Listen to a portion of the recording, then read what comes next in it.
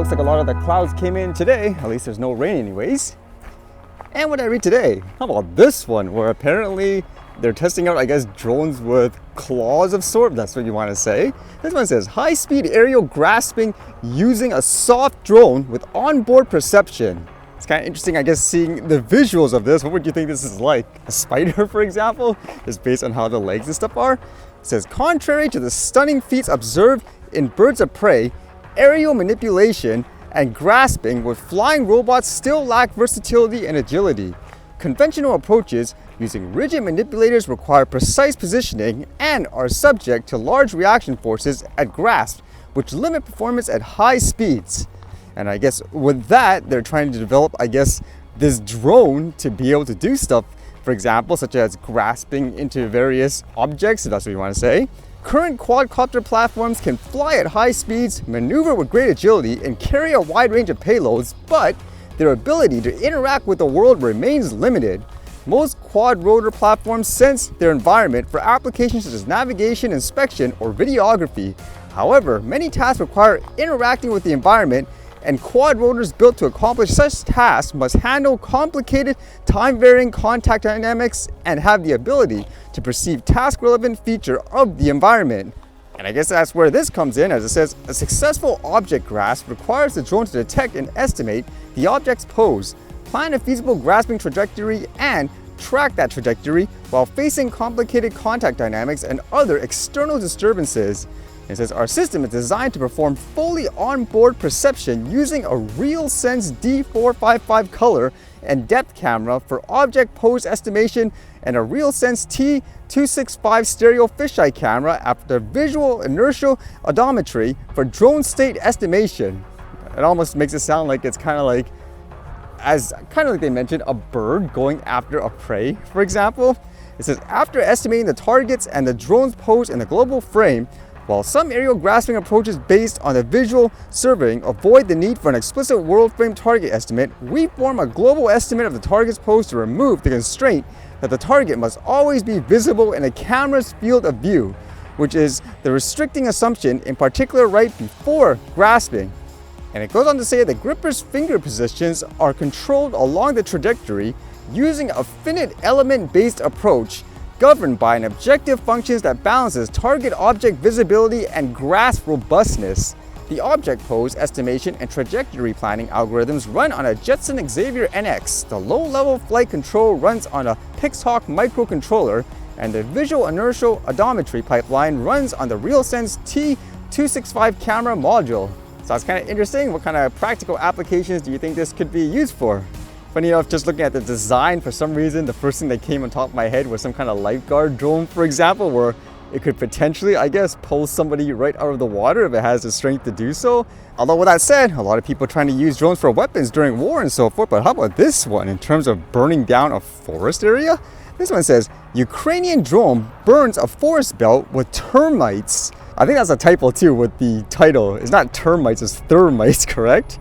Soldiers of the 108th Defense Brigade used an FPV drone with incendiary mixture to burn down a forest belt in the gray zone in Zaporizhzhia. The video of the attack was posted online. The No Chance company of strike drones used a drone with an unusual warhead to burn down a position in a forest belt located on the front line.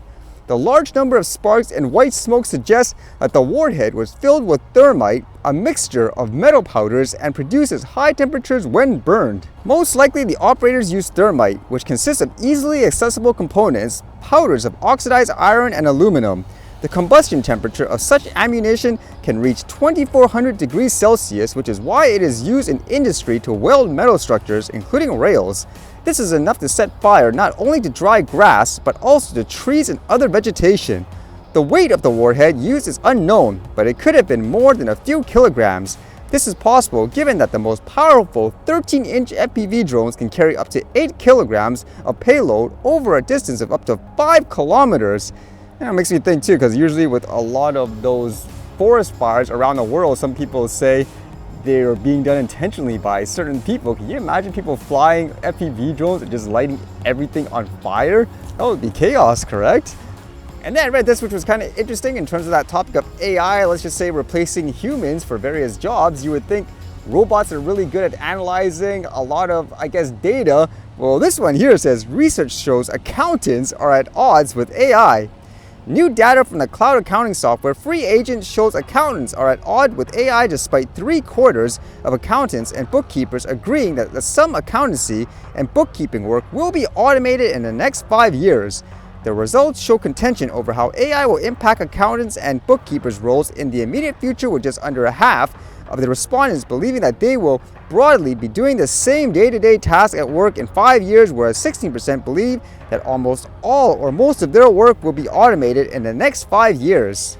The survey, which highlights the prevailing attitudes of accountants and bookkeepers regarding the future of accounting services in the age of automation and digitization, goes on to show an appetite for using AI within accountancy and bookkeeping work for repetitive tasks.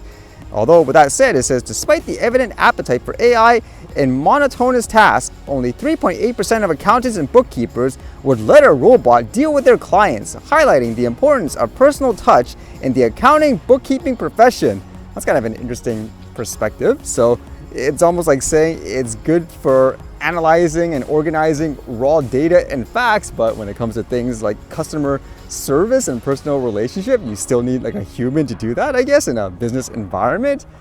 It makes me wonder if that would be the case, as a lot of people are trying to make AI sound more human-like and all that too.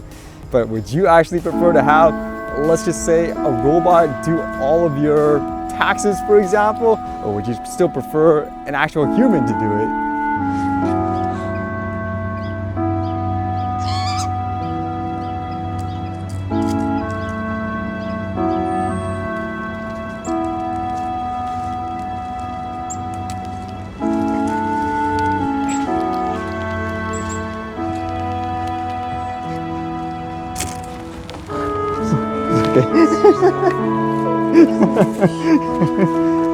You're afraid of dogs, though.